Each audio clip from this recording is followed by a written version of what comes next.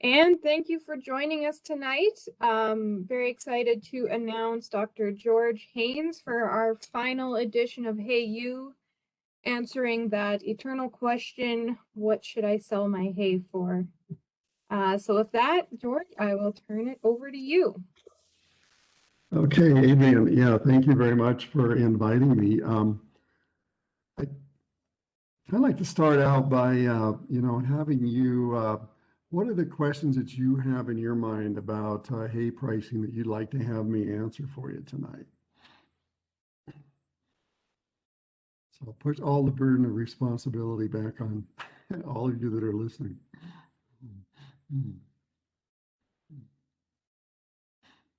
So if you want to just drop that in the chat or unmute yourself, you sure can. Okay, well, you can go ahead and think about that, or yeah, drop them in the chat. And Adrian, if you can read those to me, since I don't, I can't see the chat box from where I'm at here. That would be fine as we kind of move along here. You know, I think that hay pricing is really a challenge. I grew up in central Montana. I have lots of family up in that neck of the woods still, and my wife is from down in the central part of the state, down at Haynes. And we have family involved in agriculture there as well. And so I had lots of resources to depend on for thinking about this topic. And, I think the challenge with hay forever has been that there's no futures market for it.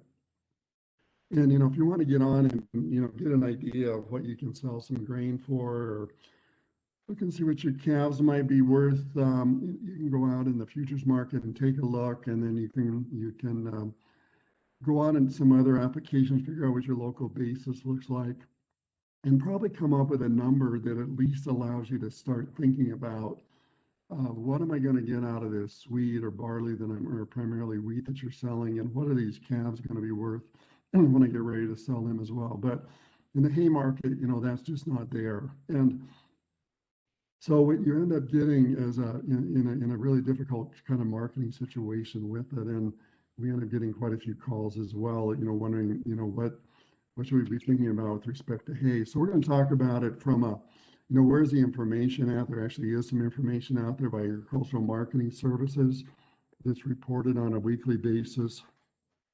And then we'll talk a little bit about how you might think about the hay that you have that you're going to price.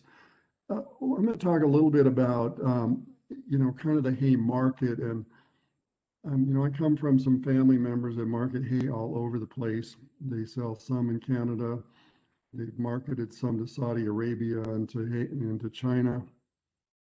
But, the reality of it is that most hay that's sold is sold locally. In fact, about 90% of all hay that's marketed is sold pretty locally. So let's keep that in mind as we kind of go through this in thinking about hay. The other thing I'll end with here, I'm not end with, but, in these initial remarks is that, hay has been one of those crops in Montana that's been one of the most stable crops that we've had, and also one of the more profitable crops over a fairly long period of time.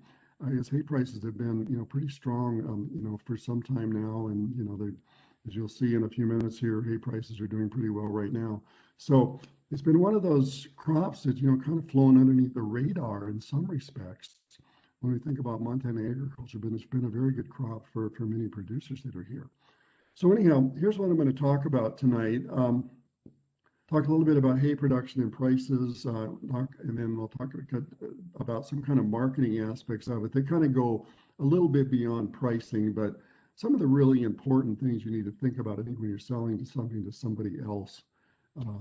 I come from a background of, been in the computer business for quite a while, and so I have some appreciation for some of that sort of literature. Then we'll talk a little bit about cost of production and some analysis of that, looking at storage in particular. Then I'll end by talking just a little bit about what I know about custom rates kind of in Montana and then around the area here around the adjacent states in North Dakota and Idaho in particular. So let's take just a little look at hay production here.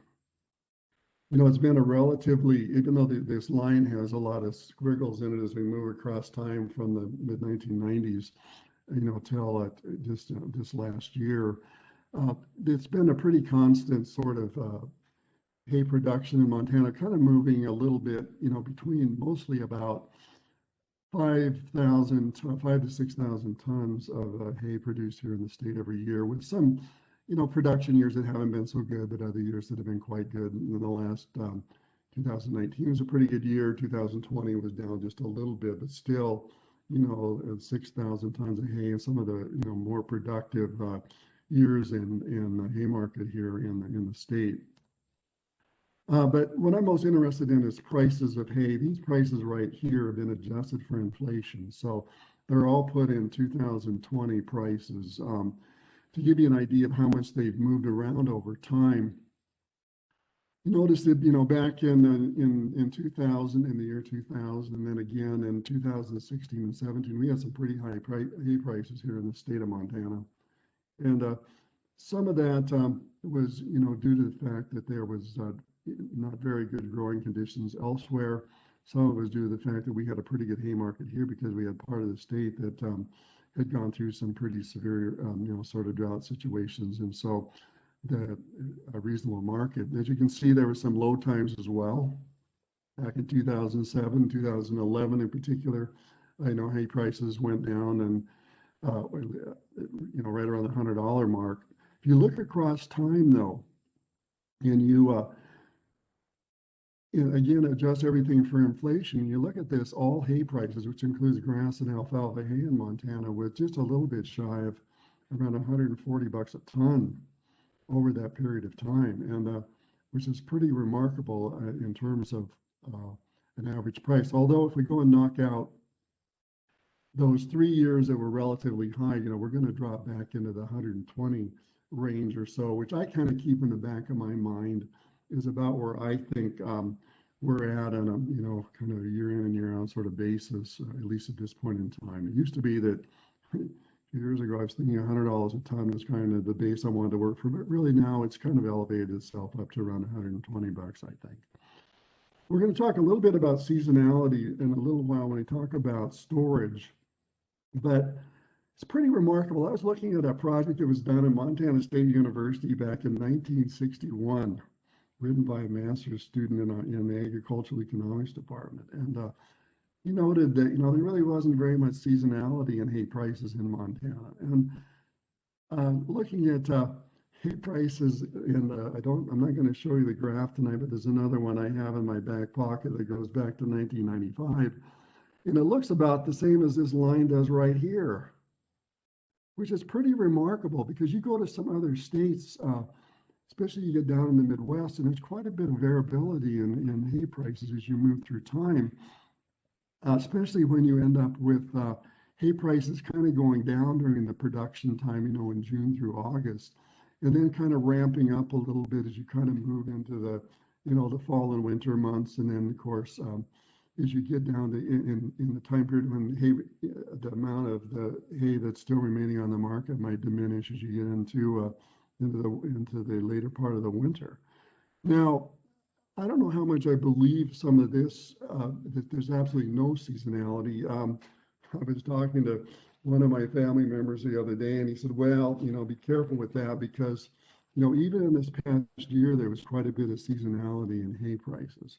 They were actually selling hay that they had stacked out of the field for about 80 bucks a ton. That was, kind of in September, October. And by the time they got around to this time of the year right now, some of that hay is, well above that. They're in the 120 to, and up and beyond that right now. So it's, there's been, certainly there's some evidence, local evidence actually, of some seasonality that does exist. So whether this line is quite this flat over time, I'm not so sure, but in Montana, there is a little less seasonality with respect to hay prices than you might see in other markets in other states. So all I'm saying here is that, there doesn't seem to be that prices move around all that much as we move from one month to the next. So where do you find information on hay prices? You probably can't read this, this a little report that's here, but these things come out every week in Montana, and the address that's in the red at the top of this is the most important thing for you. This is put out by Agricultural Marketing Services, and they actually do some surveying in Montana to figure out what these hay prices might look like across different, different qualities of hay as well as different ways that this hay is put up. So now we'll get down to the brass tacks of this. This is what's kind of below the line in the slide I just showed you. But this is what's out there. And so what it's telling you right now is if you're looking to buy some small square alfalfa hay that's, rated premium in this particular case, we'll talk about that in a little while, probably the price range, and they only had a few observations in this, so be very careful with this kind of data. It looks to me like they were maybe interviewed one or two sort of producers, but anyhow, 225 bucks a ton for that. As you move down to large squares, 3x4s, 170 bucks a ton for good quality alfalfa hay. Going down to utility quality, 150. Large round bales, as you expect, going to be down a little bit lower because you're going to be selling those ranch to ranch, probably 125 bucks. And then finally, small squares, grass hay, about $185. So this gives you at least a starting point if you have hay for sale and you didn't feed it all this winter. You want to go in the market with it. Just give you an idea of about where that market is sitting with this. Think about this hay that's sitting on your farm, on your farm or ranch, and you're going to sell it to somebody. So there's going to be transportation costs attached, this as well, and other costs that you might incur in getting this hay, in some getting it loaded on a truck and transported off to somebody else. So this is pretty good information, but again, be careful of this because this is not from a large sample. As this market is more active, this price range over here would have a price range. It would be between two numbers. This has been a small enough sample that it's pretty limited in what they know about this market. But anyhow, it's a good starting point. When you think about this marketing issue, though, and this kind of goes a little bit beyond the price stuff that we've talked about, you might think about what would you want to do to figure out where you might sell hay. One of the first places that I think people end up looking, or at least my family members do, is look at the drought map, and they look and see where there might be some potential to move some hay.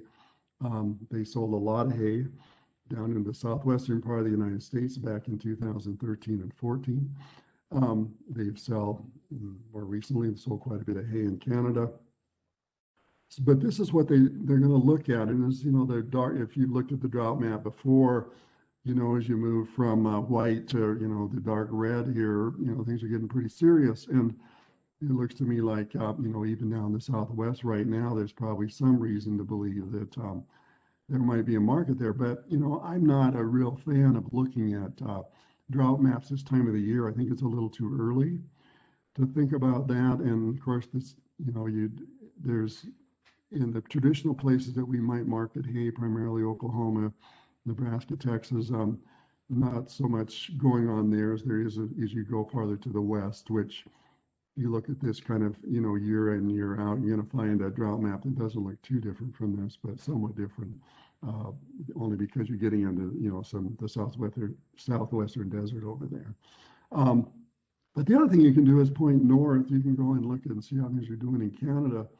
The Canadians look a little bit better than we do right now, but if you look at Regina, which is just north of, Sheridan County, Montana over here, things are drying out up there as well. And, it's again, it's early in the year, see what happens in April and May here, but there may turn out to be a late season hay market there. And, who knows what production will look like if it continues on. Pretty dry year in Canada a year ago. So, anyhow, these are places you might want to go look. You can just Google Drought Canada, Drought Maps US, and both of these come up for you. And both of them are, really good data for that matter. With pricing considerations, again, in my discussion with people in the last couple of weeks here, the first question mark I think is, well, hay is really not hay anymore because you need to get it tested and figure out what the quality of that stuff looks like. I kind of grew up at a time when total digestible nutrients and crude protein mattered. I think they still do matter. If you look on this little chart over to the right-hand side, this will give you a pretty good indication of where this hay of yours is going to stack up um, against other hay that you might, the other people that might be in the market. So first thing to do, I think, is again, when you think about pricing, I think we're in a time period now, and I mean, I'm not the person to comment on hay quality for you. I think there's some people in our that handle our livestock issues down at MSU that would be better people for you to to go over this hay quality issues with. But anyhow, really important. Grass hay, kind of a crude protein sort of story here. And of course, that fits right into my narrative because I've thought about crude protein for many years as I used to do some work with subsistence farmers. The other part of the second item is, what are the terms of your pricing? And this might sound pretty silly to talk about this, but I know producers out there that have thought they had a pretty good deal going until they got down to brass tacks. And the brass tacks were, well, where's the point of sale on this hay? Is it someplace I can access reasonably easily? Is it still sitting out in the middle of a field somewhere? Is it, unstacked, sitting out in the middle of a field somewhere? Um, what truck am I going to, you going to deliver it to me, or is the buyer going to come and buy and, bring in his vehicles to haul it? So these things matter. And all of a sudden you're talking about, $4 or $5 a ton, and all of a sudden you may be watching your, margin in this hay, disappear on you as the getting down to brass tacks, or taking away some of the profitability you thought you had. Second or thirdly, how much did you contract for? I think delivery, especially if something like hay, is really important because you're going to transport that all at once, or you're going to have somebody, dribbling this in, out of your barn or out of your haystack, over some period of time. How long is this price effective for? Do we negotiate this thing with you as we move further through the winter? Price is going to go up or down? What's going to happen there? So I think those things are really important to have in an agreement. When I talk about agreements here, I grew up with my father fully convincing me that if I couldn't shake hands with somebody to make a deal on whatever it was we were selling, then it wasn't worthwhile making a deal with them, period. So, I don't know if you'd have to have a written contract with all of this, but it's really a good idea to have something jotted on a piece of paper so that kind of remind yourself about where you're at in these contracts as you kind of move through time. What are the payment terms on this? When are they going to pay you for it? And again, if you want to lose margin, this is a great place to do it. I highlighted credit here only for one reason. We've kind of bypassed the days of having to do things for cash, we bypassed the days of doing things for credit because we have a lot of other vehicles that are out there for people to pay you. For one thing, they can probably get money through their line of credit from their bank to pay you and just give you cash on the barrelhead for it. If need be, there's lots of other sources out there in the credit market that didn't used to be there that are now readily available to people.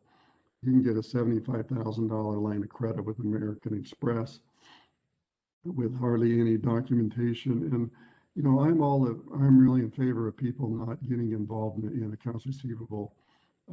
If there's good way to screw up your relationship with your neighbor, just get in a situation where he owes you money. And because another lesson from my dad, he said, money will always make people do things they would never do otherwise. And I think that's really important to remember. And then finally, considerations, if you're the one delivering it, we've already talked about this a little bit, but, access to where it's stored, how you're going to unload it and stack it, how much help's the buyer going to give you, and is the buyer likely to be present when you're going to be going through this effort of moving this hay around. And then finally, there's and this is oftentimes the thing that's forgotten about, I think, if you're thinking about establishing a sales relationship with somebody over a long period of time, you really need to follow up with them. And I think the most important question you want to ask them is did everything go okay for you, or do you have any complaints about the way that we were able to supply this hay to you? I think that gives you a lot of really valuable information if you want to keep that relationship going. If you're going to just sell to them one time, I guess things don't matter very much. But if you the relationships in marketing become really important. And on top of that, if you're, and I guess I'm mostly interested in this right now because I'm working with a student at MSU that wants to start a haying company in Montana. And how do you go out and solicit people who are going to buy your hay from you? Well, the best place to find people who are going to buy your hay from you is to talk to those people who you're already selling hay to. They're going to be the best references you have. And so um, anything you can do to, figure out did everything go okay, and then, hey, do you have anybody else that I might have as a customer that you can help me, try to give you an entry into being able to market to them. Okay, so that's my little blurb on just kind of marketing considerations. This here really gets into the numbers, and you're going to find that we're probably into too many numbers here, but I'll try to digest this into some things that I think are important, and we'll forget about the rest. There's some websites. There's a website you can go out and look at for part of this. But so what about the cost of production for hay right at the moment? I utilize budgets that are put together from the University of Minnesota that are put together for all of the states here in the northern part of the United States. And this is a budget they have out there right now. And, there's, I would guess, in your particular instance, you probably need to do some modifications of this. But this is on a per acre basis here. This is a pretty productive hayfield here. It's got, you're getting 4 tons of the acre, able to sell it for $120 a ton. So your revenue on this in this budget that I have here is $480. The expenses here, again, these are going to vary quite a bit by operation, but this gives you at least a list of things you might think about that you need to include in the budget you're going to put together. And the very first part of this, what's on the screen right now, becomes a really critical part of going through and working out a budget. Because these are going to be all the things that you're going to end up spending this year. They're going to be the things you're going to spend over the near term. And so you're going to buy some fertilizer, likely. You're going to put some chemicals, some insurance you're going to buy. We'll talk a little bit about storage in a few minutes here, but just $1 an acre put into here for that. But then there's some supplies, twine, et cetera, associated with it. You're buying fuel and oil for all your haying equipment. You have repairs you have to worry about. You may custom hire in this particular set of budgets, have some custom hauling that's involved in it as well. There's some, you might hire some labor. That's not necessarily the case for everybody. You might have some leases on some machinery you're using to put up some hay. And you're going to owe the bank a little bit of money because you're probably going to have an operating loan out there and you're going to have to borrow money to finance all these expenses you have above the line here. And then you have some miscellaneous costs for about $5. The University of Minnesota studies think that your direct costs are these, what we would call variable costs if you're taking a formal economics course, are about $212 an acre. So you have $480 of revenue. Your direct expenses probably around $212. So you have this return over these direct expenses of $268 an acre. And, everybody's smiling now saying that's a pretty good return for producing some hay, but, we're only halfway through the story here. So keep that 268 in your mind here a minute. The other part we need to add into this, your overhead expenses. And, we'll talk about this in a little bit different venue in just a minute, but, overhead's where you can really get tied up in making haying operation work, because with the expensive equipment you're buying, you get every one of those pieces of equipment you buy have a lot of depreciation attached to them. And as a result of that, you end up with, maybe you need to cover a lot of acres to pay for them. So what you end up with here is overhead expenses for some hired labor that, you might be using other places on the ranch. You have real estate and property taxes you're paying on this land that you have insurance. And then this depreciation I just talked about, which you'll notice is the second highest number on this list. You have some additional interest payments you're making for, land and other equipment that you may have purchased, and then some miscellaneous charges. Their estimate is that that's probably going to be, around $200 an acre, $190 an acre. So what you then have is you have about $400 an acre or thereabouts wrapped up in this haying operation. And your return to the labor that you're putting into it, your management ability and the land that you have dedicated to this this hay that you have. So you're down to making a profit, or a profit is defined as I have here of about $78 an acre. Keep in mind that's on $120 hay. If so, you're right around $80 an acre would be the estimate that they would at least give you. Now, these budgets are only as good as the paper they're written on. They're not very valuable unless you go through and you put in your own numbers for each one of these expenses that are here to get a better estimate of at least what these direct expenses are. That becomes the most important piece of this. Whether your overhead expenses vary much across in what's here, I don't know, without sitting down with you and a piece of paper in hand and going through these. But again, the better job you can do in putting your budget together to address all these expenses, of course, the better estimate you're going to have for your cost of production. So one way to utilize cost of production information like this is say, well, where does this thing look like it might pay versus where it might not pay? If you look right in the middle of this little graph that I have here, or a little chart that I have here, you'll see the number 78.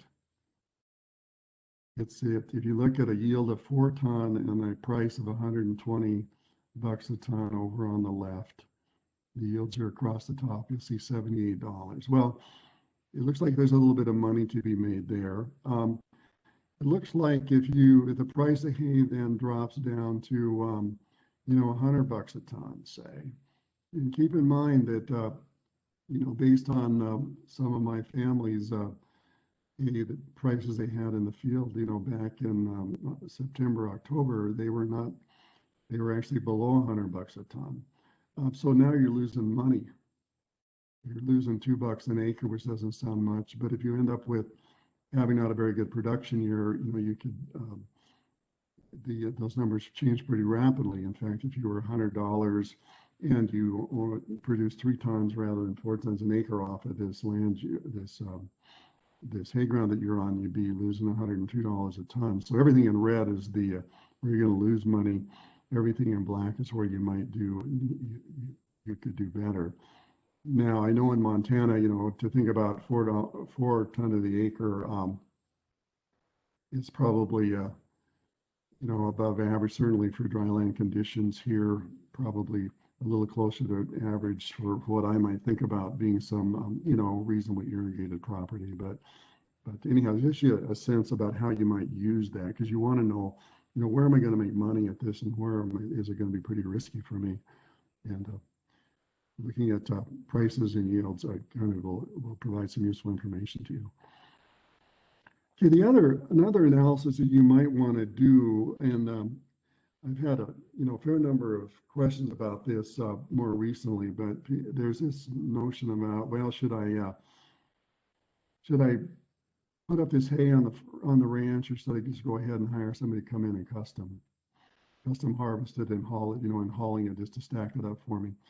There's an application that's out there, and this takes a fair bit of data input, as I'll show you in a minute, but it's not very difficult. In fact, I sat down with one of my contacts, and we were able to put this together in just a few minutes.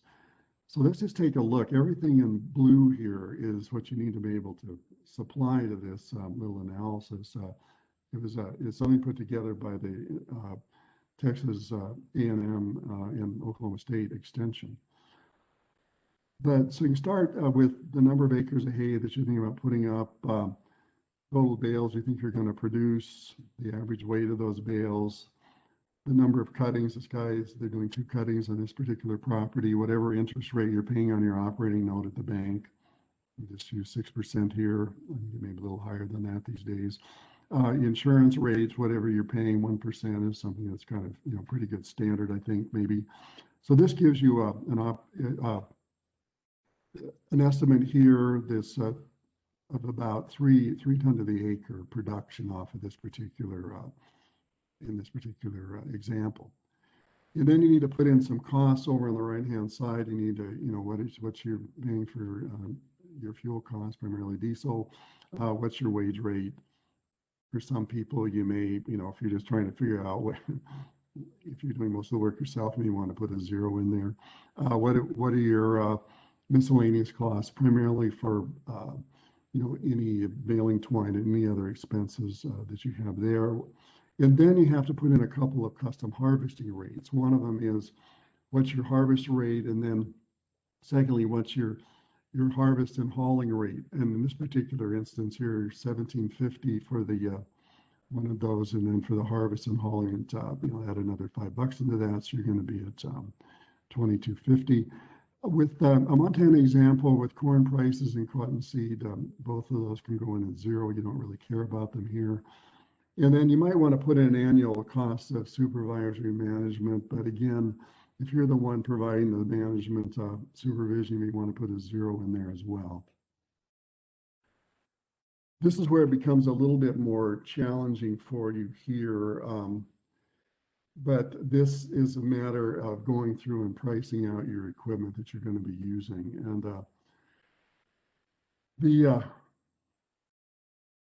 starting over on the left, this is set up for a operation really where you're going to be pulling a mower with your tractor, but you can also set up the tractor part of this. It will be the engine part of your swather, and then the mower part would be, whatever attachment you have on the front end of your swather is another way to think about this. So those are all the current market value of those pieces of equipment that you have over in the second column. You have to make an estimate of about what the economic life is of those particular pieces of equipment, so we can figure out what the depreciation looks like on them and the interest that you end up paying on the investment. This really gets into the weeds, but you do have to, assume that you could have invested this money elsewhere rather than putting it into equipment, and what would you have earned on that money. And then what's the salvage value of those if you trade them in at the end of their economic life? So with that tractor, for example, what's the value of that if you trade it in, after 10 years? And we're estimating probably about $8,000. And then if you're planning on leasing anything, this particular example, there's no leases that are involved in it at all.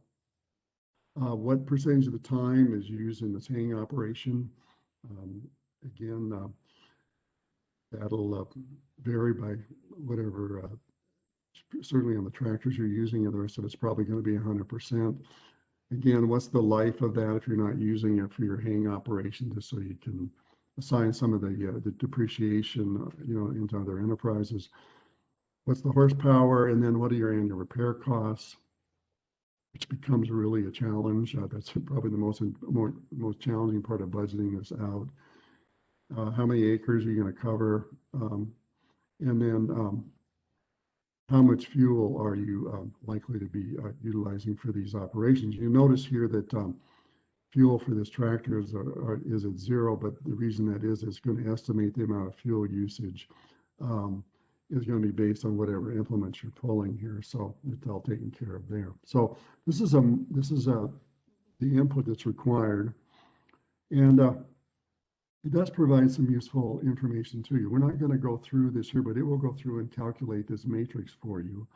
But where the most important number is we get into is at the very bottom of this. You'll notice down here that it calculates the amount it's going to cost you to, in this particular instance, to handle this hay that was, remember, we're just doing 100 acres here with about 3 ton of the acre hay. It was going to cost us about $20,000 or almost $21,000 to harvest it and then stack it up someplace. So keep that number in mind.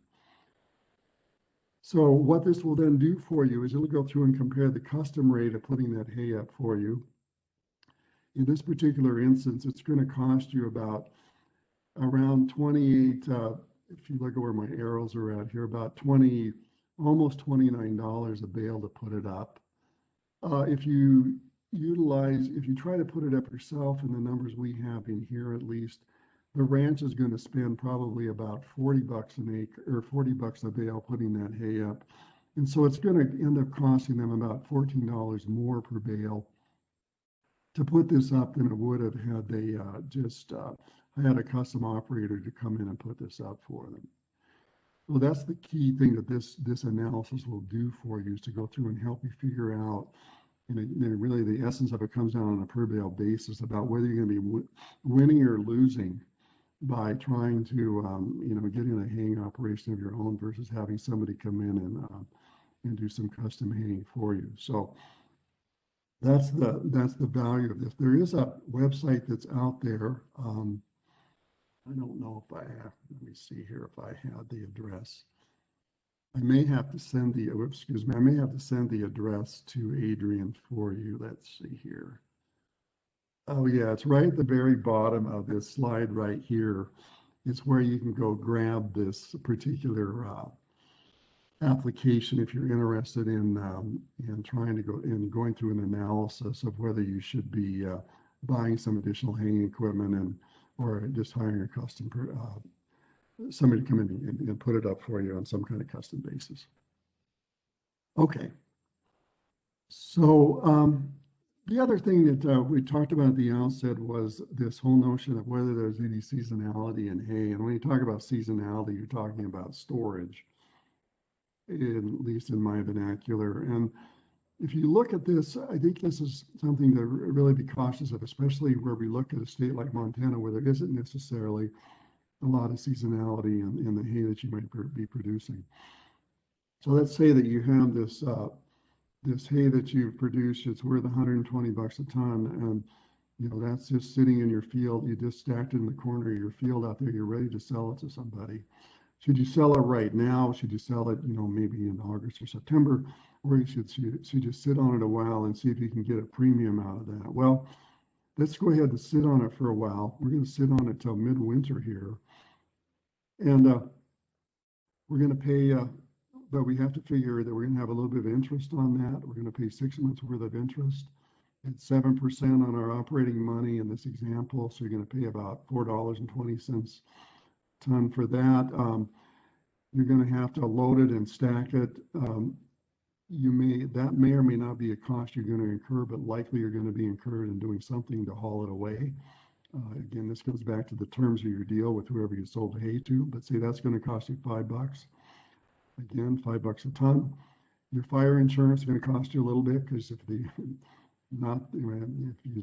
haystack burns down, you've lost everything, obviously. And then you're going to have some shrinkage, because this hay is going to dry out. Smaller the bales, the more shrinkage you're going to get. But at the end of the day, you're going to have storage costs, at least in my little example here, probably right around 20 bucks. So you're going to be looking at, going out 6 months, you're getting into the February timeframe, and you're going to have to hope that somebody comes around is willing to pay $140 for that, or you'd have been better off selling them some hay, right out of the field, or at least back in the late or early part of the fall, late summer. So I think storage becomes a really important issue when you think about seasonality. And again, I'll say a thing that I did it right at the outset. Given the issues around price variance, or not very much of that in Montana as you move from month to month, I think you need to think very seriously about what are the gains by storing this. Okay, the last topic here is on custom rates, and I have a little bit of custom rate information. This is really from contacts that I have primarily in central Montana, because that's where I grew up. But it looks like what's kind of sitting out there right now, if you're looking at doing looking at somebody to come in and do some custom work for you, swathing probably from 14 to 16 bucks an acre.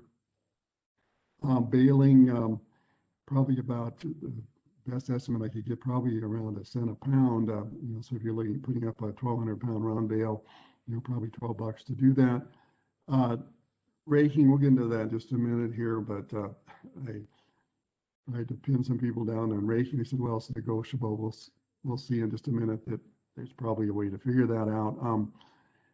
And hauling, all depends about where you're going to haul it, but if it's within a mile or thereabouts, probably $5 to $6 a bale to haul those 1,200-pound round bale or so a bale that's weighs about that much.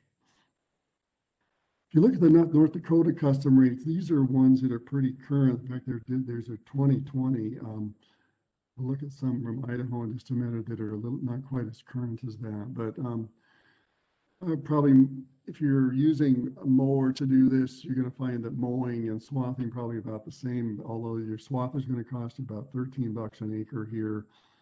And they were willing to make an estimate on raking some windrows together, about $5.50 an acre.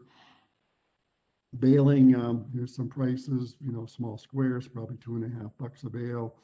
Large squares, $8.40, round bales, depending on how heavy they are, $11.40 for one of them, is, and 1088 is, which was kind of a little bit of an anomaly in these numbers here because as the bale got heavier, the amount of money they were asking for baling actually went down just a bit, but that maybe is an anomaly in the data. But anyhow, probably around $11-12 a bale to things around 1,500 pounds or thereabouts.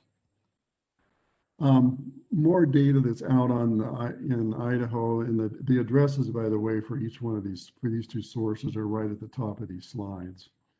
But swathing, about what we said before, their mowing numbers were actually higher than they were in North Dakota.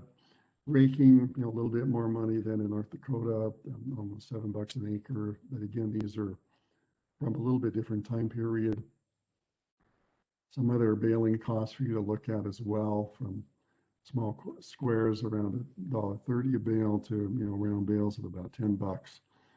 And then some stacking, retrieval and stacking information with 80 cents a bale for small squares up to round bales of around $7 a piece. So, but anyhow, these are where I look for custom rate information. The information I think that we have that's most useful to us, at least in MSU, is for Western North Dakota. I kind of use this numbers a lot.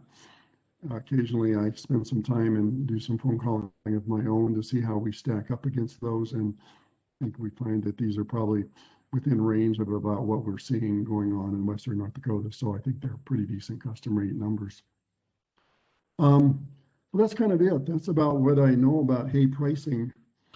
And again, as I said at the outset, I think it's really a challenge with hay because of the fact that, there is no futures market to look at. And on top of that, it's all this, a lot of this hay is just sold locally. So what do you have to know about your local market becomes pretty important. One of the things I did find out in going through these little bit of preparation for this was that, there are, throughout Montana, there are people that end up marketing quite a bit of hay, and I don't think you need to be afraid to call those people and talk to them about what they're thinking is going on. I think they're more than willing to visit with you, especially if maybe you want to call somebody that's a little bit further away from home, that's your next door neighbor. But I think it's a really good. It does work. I think that sometimes a little discussion over a cup of coffee can really give you some pretty good analysis about where the market's at. And so I'd encourage you to find out who the people are that are marketing hay in your region. I do have a list of people that I use, but I kind of keep that too. They're not people that are willing to have me share the information broadly, but I think they also said that, hey, look, a phone call can to people that that that are in the hay market can really be valuable. So with that in mind, that's what I have to talk about. I'd be happy to take any questions that you might have. Okay, thank you, George. There's nothing in the chat right now, but if you would like to drop something in the chat, if you have a question, or you can unmute yourself and ask. And while we're waiting, I am going to put a link in the chat. It is to a survey about the whole series So if you're having trouble accessing the chat, I will be sending that out when I send out the link for the recording as well. We'll give her a couple minutes here.